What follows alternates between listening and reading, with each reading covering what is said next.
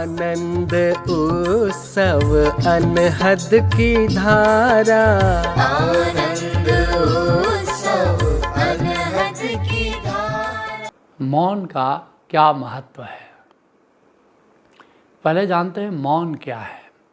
सामान्यतः लोग समझते हैं कि चुप हो जाना मौन है, चुप्पी की साधना मौन है, वाणी का प्रयोग नहीं करना मौन है। लेकिन चुप्पी मौन नहीं है। वास्तव में मौन की परिभाषा है मन का विश्राम। मन का विश्राम ही मौन है।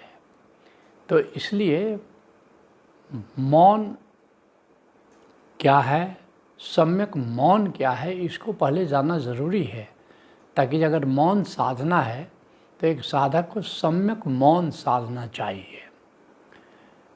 रज्जब साहब सम्यक मौन के लिए क्या कहते हैं? समय मीठा बोलना। वक्त वक्त की बात है। किसी समय जब बोलना ज़रूरी है, अपना मंतव्य देना ज़रूरी है, सत्य असत्य का निर्णय हो रहा है, न्याय अन्याय का निर्णय हो रहा है, और उस समय तुम चुप बैठे हो। नहीं, वह चुप होने की घड़ी नहीं है। यह समय है बोलने का, यह समय है सत्य के पक्ष में अपनी बात कहने का, न्याय के पक्ष में अपनी अभिव्यक्ति देने का। इसलिए कहते हैं समय मीठा बोलना और समय मीठा चुप।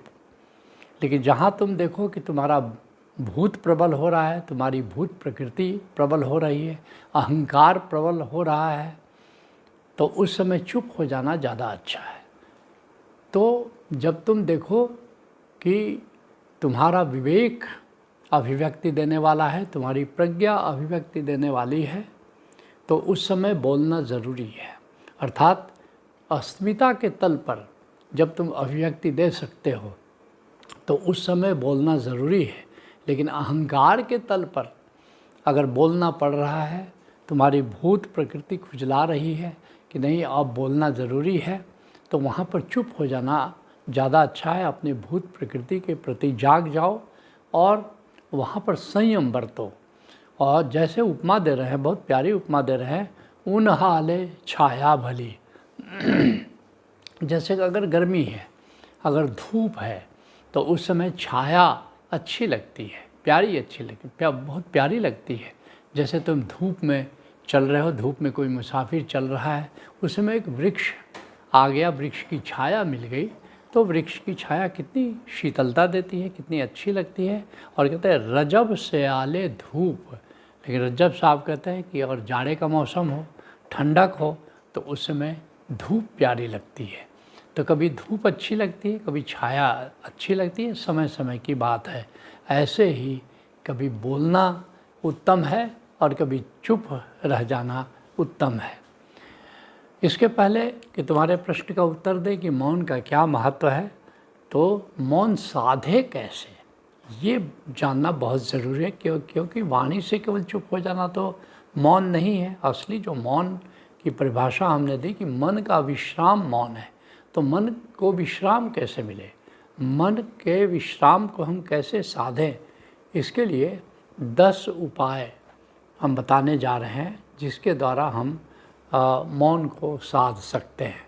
पहला उपाय है, शुरुआत कहाँ से करनी है, कि अपने शरीर के प्रति जागरूक रहो, शरीर के प्रति जागे रहो। जैसे ओशो ने एक बड़ा सुंदर उदाहरण दिया है कि गौतम बुद्ध प्रवचन दे रहे हैं, सामने ही एक बैठा व्यक्ति अपने पैर का अंगूठा लगातार हिला रहा है। गौतम बुद्ध रुक जाते हैं, प्रवचन को वहीं विराम देते हैं और सामने वाले व्यक्ति को कहते हैं कि तुम जो बार बार अंगूठा हिला रहे हो, ऐसा क्यों कर रहे हो? उस अंगूठे के प्रति जागो और उसका हिलना बंद करो। उसने कहा कि महोदय, इसमें प्रवचन से इसका क्या संबंध है? गौतम बुद्ध कहते हैं कि प्रवचन से तो संबंध नहीं है, लेकिन तुम्हारे श्रवण से संबंध है। तुम अंगूठा हिला रहे हो, इसका मतलब कि तुम्हारे विचार चल रहे हैं, और अगर विचार चलते रहेंगे तो ये बताओ कि कैसे तुम प्रवचन को सुन पाओगे। सुनना तो दूर, ग्रहण करना तो दूर, तुम सुन भी नहीं पाओगे। तो हमारे शरीर की जो चंचलता है वह भी हमारे मौन को प्रभावित करती है। तो हमको शुरुआत करनी है अपने शरीर से, शरीर के प्रति जागना है। जो दूसरा उपाय है कि इंद्रियों के प्रति जागरूकता। अब हमारी इंद्रियां हैं, अब इंद्रियों के प्रति जागो कि हमारी इंद्रियां क्या कर रही हैं। जैसे बड़ा सुंदर उदाहरण है बापू के 3 बंदर। तुमने देखा होगा कि ये जापानी प्रतीक हैं, 3 बंदरों का प्रतीक है जो बापू अपने साथ हमेशा रखते थे। एक बंदर आँख बंद किए हुए है, एक बंदर कान बंद किए हुए है, एक बंदर मुंह बंद किए हुए हैं। क्या प्रतीक है? जो आँख बंद किए हुए बुरा मत देखो, जो कान बंद किए हुए है बुरा मत सुनो, और जो मुंह बंद किए हुए है वो बुरा मत बोलो। तो हमारी इंद्रियां क्या कर रही है? आँख क्या ग्रहण कर रही है, जो कान है वो क्या ग्रहण कर रहे हैं, जिह्वा क्या ग्रहण कर रही है, स्पर्श इंद्रियां, त्वचा क्या ग्रहण कर रही है। तो ये जानना ज़रूरी है। नासिका क्या ग्रहण कर रही है। तो इंद्रियों के प्रति जागरूकता कि हमारी इंद्रियां शुभ को ग्रहण करें, अशुभ को ग्रहण नहीं करें। और फिर जो तीसरा उपाय है कि अब सांस के प्रति जागरूकता। ये मौन में बहुत सहायक है। सांस आ रही है, सांस जा रही है। इसको गौतम बुद्ध आनापानसति योग कहते हैं कि सांस का आना, सांस का जाना, ये देखते रहो, इसके प्रति जागे रहो। गोरखवाणी में गुरु गोरखनाथ कहते हैं कि 24 घंटे में 21,600 बार तुमको जागना है। 21,600 बार का मतलब ये हुआ 1 मिनट में 15 बार, अर्थात करीब करीब 1 मिनट में 15 बार हम सामान्य रूप से सांस लेते हैं। हर सांस के प्रति जागरूकता। करीब करीब सभी संत सांसों के प्रति जागरूकता की बात कहते हैं, जिसको गौतम बुद्ध कहते हैं आनापानसति योग, उसी को संत करीब करीब कहते हैं अजपा, कहते हैं अजपा में रहो। और फिर जो चौथा उपाय है वह है भाव के प्रति जागरूकता। नाना प्रकार के भाव तैरते हैं, आते हैं, जाते हैं। हमारा अवचेतन जो है वो भावों से आक्रांत रहता है। जैसे काम आदि विकार हैं, काम है, क्रोध है, लोभ है, मोह है, ईर्ष्या है, द्वेष है। तो नाना प्रकार के भाव हमारे अवचेतन में पैदा होते हैं फीलिंग के तल पर। और सबसे बड़ा जो भाव है जो हमें परेशान करता है वो है नास्ति भाव, एक नहीं होने का भाव। कोई चीज़ नहीं है, अभाव का भाव, तो उसी चीज़ पर हमारा मन अटक जाता है। तो अगर कोई नास्ति भाव है, कोई काम है, क्रोध है, लोभ है, मोह है, ईर्ष्या है, द्वेष है, तो उसके प्रति जागो कि कोई नकारात्मक भाव तो तुम्हारे भीतर नहीं चल रहा है। क्योंकि जब तक नकारात्मक भाव रहेगा तब तक विचार चलेंगे, और विचार जब तक चलेंगे तब तक मौन नहीं साधा जा सकता। फिर जो 5वां उपाय है अब विचार के प्रति जागरूकता। विचार के प्रति कैसे जागोगे? हमारा मन जो है प्री ऑक्युपाइड होता है किसी न किसी विचार से। तो तुम देखो कि तुम्हारा जो मन है वो निर्मल है या प्री ऑक्युपाइड है। ये साइकोलॉजिस्ट इसको प्रयोग करते हैं क्योंकि बहुत सारे लोग डिप्रेशन में रहते हैं, एंजाइटी में रहते हैं। जो नहीं भी रहते वो भी हमेशा किसी न किसी विचार से प्री ऑक्युपाइड होते हैं। तो हमेशा देखना है कि ये मेरा मन निर्मल है या कोई बादल तैर रहे हैं, कोई प्री ऑक्युपाइड विचारों का पुंज कहीं हमको आक्रांत तो नहीं किए हुए है। तो ये प्री ऑक्युपाइड वाली जो थ्योरी है, जो सिद्धांत है, ये विचारों के प्रति जागरूकता में बहुत सहायक है। तो हमेशा देखते रहो कि मन खाली है, मन का पर्दा खाली है या प्री ऑक्युपाइड कुछ विचार ने हमको घेर करके रखा है। इस तरह विचार के प्रति जाग सकते हो। और फिर जो छठा जो उपाय है वो है वाणी के प्रति जागरूकता। वाणी के प्रति चुप हो जाने से ज़्यादा अच्छा है कि क्या बोल रहे हो उसके प्रति ज़रा सतर्क रहो कि जो बोल रहे हैं क्या उसकी सार्थकता है, क्या उसकी उपयोगिता है, क्या ये दूसरे को शीतल करेगा, क्या तुम्हारी वाणी मीठी है, क्या तुम सत्य बोल रहे हो। हमारा ऋषि कहता है कि सत्यम ब्रूयात प्रियम ब्रूयात। यहाँ तक कि सत्य भी बोलो तो कड़वा सच मत बोलो। ऐसा सत्य मत बोलो जो कि किसी को हर्ट करे, किसी को तकलीफ़ दे। तो सत्यम ब्रूयात प्रियम ब्रूयात, सत्य बोलो बड़ा मीठा बोलो, प्रिय बोलो। और न ब्रूयात सत्यम अप्रियम, ऐसा सत्य मत बोलो जो कि अप्रिय है अथवा कड़वा है। उसी तरह रहीम खान खाना अकबर के सेनापति हैं और जीवन जीने की कला पर जो रहीम खान खाना ने कलम चलाई है वो अपने आप में अद्भुत है, वो प्रमाण है। कहते हैं रहीम खान खाना कि रहीमन जिहवा बावरी कह गई सरग पताल, और आप तो कह भीतर गई जूतो खाद कपाल। कहते ये पागल जीव जो है ना, अपने तो बाहर निकल करके उल्टा पलटा बोल गई और फिर भीतर चली गई, और उसका परिणाम ये हुआ कि कपाल पर जूते बज रहे हैं, जूतों से पिटाई हो रही है। तो इसलिए आप तो कह भीतर गई जूतों खाद कपाल। तो इसलिए ऐसा अनर्थकारी वचन मत बोलो जो कि तुम्हारे लिए कष्ट का कारण हो। उसी तरह से गुरु गोरखनाथ कहते हैं कि हबक की न बोली बा, हड़बड़ा के। कुछ लोग देखते हो बात काट करके बोलते हैं, पहले मेरी बात सुनो, पहले मेरी बार भी, इतनी जल्दी क्या है, पूरी उम्र पड़ी है, तो अपनी बारी का इंतज़ार तो करो।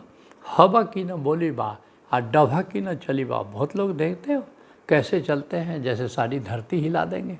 हवा की न बोली बा डभा की न चली बा आ धीरे धरी बा पाँव। शरीर पे जो धरती पर पाँव भी रखो, जरा धीरे रखो, पैर पटक करके मत चलो।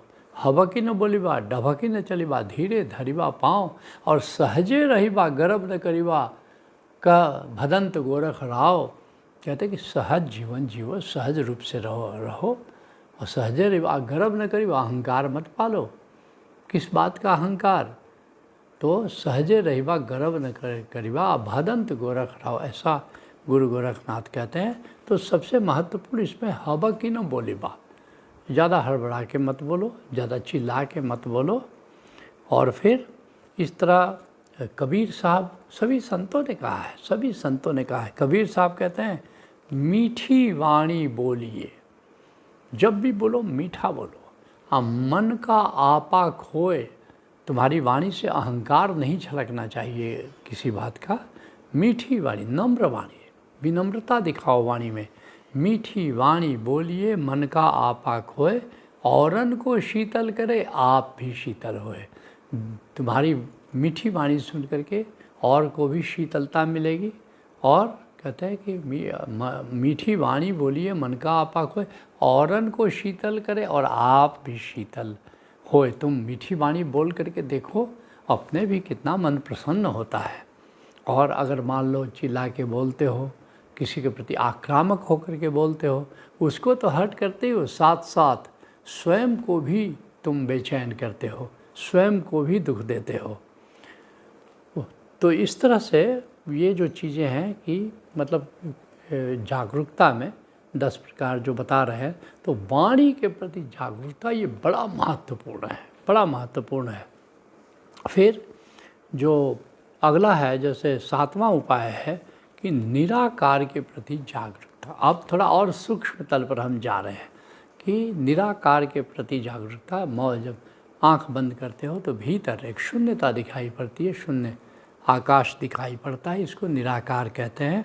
तो निराकार के प्रति जागे रहो, इसी को ध्यान कहते हैं। ध्यान का अर्थ है निराकार के प्रति बोधपूर्ण होना, निराकार के प्रति जागरूकता। ये एक बार ध्यान की आदत पड़ जाए तो ध्यान के बाद उठोगे तो ऐसे ही मौन घटित हो जाता है।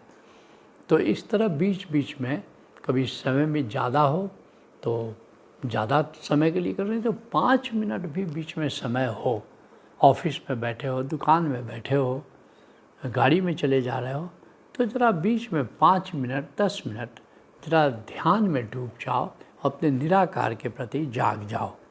फिर 8वां उपाय है, अब ध्यान के द्वारा तुमने अपने निराकार को जान लिया, यह निराकार ही तुम्हारी आत्मा है।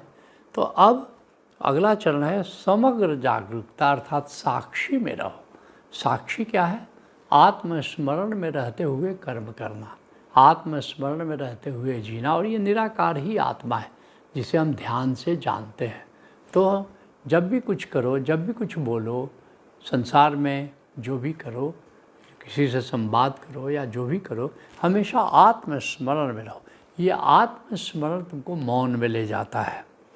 और फिर जो नवा उपाय है, जागरण मात्र, जैसे मैंने कहा 5-10 मिनट 15 मिनट का समय मिले तो उस समय ध्यान कर लो, ध्यान साध लो।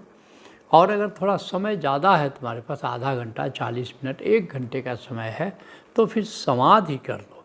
समाधि क्या है? जागरण मात्र, अर्थात जब तुम ध्यान पूर्वार्ध है, समाधि उत्तरार्ध है।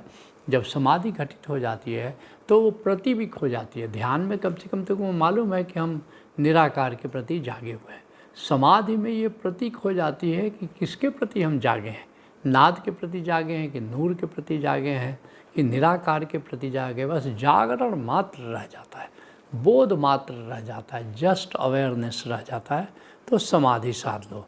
और 10वां उपाय है ब्रह्म के प्रति जागरूकता, अर्थात कि जो ये जो बहिराकाश, ये जो महाकाश देख रहे हो, इसकी चैतन्यता को जानो और इसके प्यार में रहो, ब्रह्म के प्यार में रहो। इसको सुमिरन कहते हैं, ब्रह्म की याद कहते हैं। और जब तक तुम सुमिरन में रहते हो तब तक मौन घटित हो जाता है। तो इस तरह ये जो 10 उपाय हैं, इसको साधोगे तो फिर परम मौन घटित हो जाता है। अब तुम्हारे मूल प्रश्न को लेते हैं। तुम कहते हो कि मौन का महत्व क्या है, क्यों मौन साधे? और बिल्कुल ठीक है, क्योंकि मन जो है वो वाणिज्यिक बुद्धि रखता है, वो बनिया है। जब तक उसको लाभ नहीं बताओगे मन राजी नहीं होता, और मन अगर राजी नहीं होगा तो साधना नहीं कर पाओगे। तो 5 मुख्य मौन के महत्व हम बताने जा रहे हैं। पहला, जिसको ओशो कहते हैं, कि 90% उपद्रव से हम फिर बच जाते हैं अगर मौन साधते हैं, क्योंकि 90% उपद्रव हमारा उल्टा सीधा बोलने से है। तो इस तरह अगर तुमने वाणी पर संयम बरत लिया और उल्टा सीधा तुम नहीं बोले तो 90% उपद्रव से तुम बच जाओगे। जो दूसरा जो महत्व है, दूसरा जो कारण है, वह है जागरण बढ़ता है।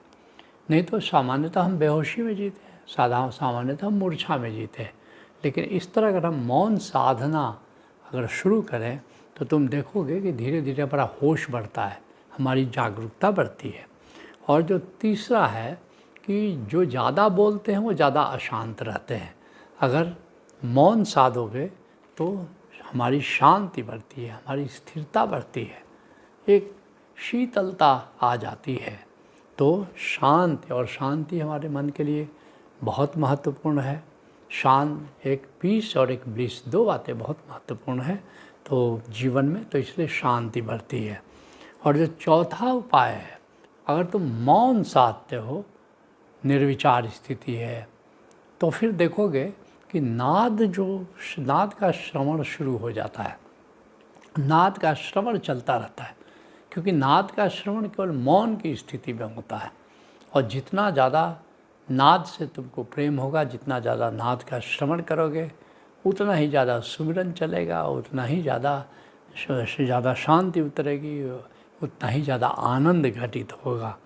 और जो 5वां महत्व है कि सुमिरन सरल हो जाता है। अगर मौन नहीं चल रहा हो तो सुमिरन, परमात्मा की याद में नहीं जी सकते हो, अथवा आत्मा की याद में नहीं जी सकते हो। आत्म सुमिरन करना हो या हरि सुमिरन करना हो, दोनों के लिए मौन साधना बहुत ज़रूरी है। आनंद उत्सव अनहद की धारा, आनंद